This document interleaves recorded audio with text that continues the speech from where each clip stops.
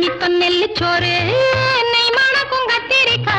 நேத்து வச்ச மீன் குழம்பு என்ன இழுக்குதையா நெஞ்சுக்குள்ள அந்த நினப்பு வந்து மயக்குதையா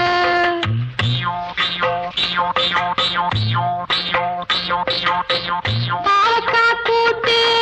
பருப்போட சேர்த்து பக்குவத்தை பார்த்து ஆக்கி முடிச்சாச்சு